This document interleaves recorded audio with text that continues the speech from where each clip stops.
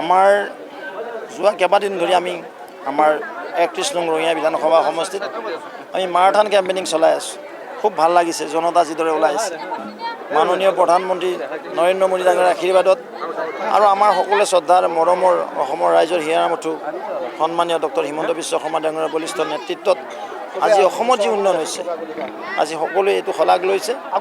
আৰু সেই আধাৰত এই পঞ্চায়ত নিৰ্বাচনতো ৰাইজ ওলাই আহিছে, জনতা যিটো স্বতঃস্ফূৰ্ত সমৰ্থন, বিৰোধীবিহীন এই পঞ্চায়ত নিৰ্বাচন।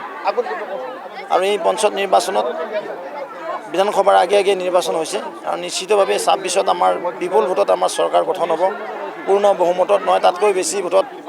লগতে পঞ্চায়ততো আমি মাননীয় মুখ্যমন্ত্ৰী মহোদয় যিদৰে কাম কৰিছে, অসমখনক যিদৰে আগবঢ়াই লৈছে, আজি ১২৬টা বিধানসভা সমষ্টিৰ যিটো উন্নয়ন হৈছে, এই উন্নয়নৰ প্ৰতি ৰাইজ সম্পূৰ্ণ আস্থা আৰু বিশ্বাসত লৈ ভাৰতীয় জনতা পাৰ্টীক অহা ৭ তাৰিখে যি পঞ্চায়ত নিৰ্বাচন হ'ব তাত ভোট দিয়াৰ কাৰণে হিল্লোল ভাঙি ৰাইজ ওলাই আহিছে। ছেমি ফাইনেল আমি ফাইনেল বুলি নকওঁ, আমি কৈছোঁ যে আমাৰ এইটো এটা এক্সাৰচাইজ আৰু এইটো খুব ভাল এক্সাৰচাইজ হৈছে। পঞ্চায়তৰ কাৰণে আমি প্ৰস্তুত হৈ গ'লোঁ, বিধানসভাৰ কাৰণে আমি জনতাৰ ওচৰত আহিছোঁ।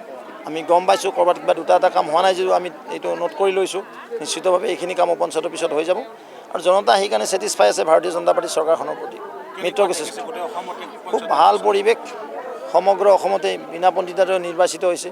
আমাৰ ৰঙিয়াতো হৈছে দুখন পঞ্চায়ত, আঞ্চলিক পঞ্চায়ত, কেইবাটাও ৱাৰ্ড সভাও তেওঁলোকে বিনা প্ৰতিদ্বন্দ্বিতাৰে নিৰ্বাচিত হৈছে। আৰু জিলা পৰিষদত আমাৰ বিপুল ব্যৱধানত আমাৰ প্ৰাৰ্থীসকল বিজয় হ'ব। আঞ্চলিক পঞ্চায়ত বিপুল ব্যৱধানত প্ৰাৰ্থী বিজয় হ'ব। বহুত ঠাইত কংগ্ৰেছে প্ৰাৰ্থিত্ব দিব নোৱাৰিলে। কংগ্ৰেছক এতিয়া আস্থা বিশ্বাসত নলয়।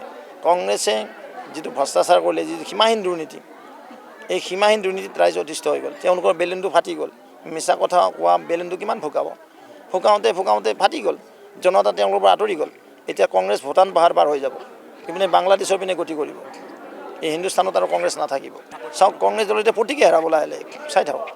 কাৰণ তেওঁলোকে কোন থাকাত আছে, আজি আপোনালোকে চাব তেওঁলোকৰ কিবা দুখন এখন পঞ্চায়ত আহিছে, ক'ত আহিব চাবচোন। এইটোতো কাম নাই এইখন হাতৰ। এইখন জনতাক ৩৩ হোৱা হাত, সেইখন হাতৰ কোনো মূল্য নাই। কাম কৰা হাতখনৰে মূল্য আছে।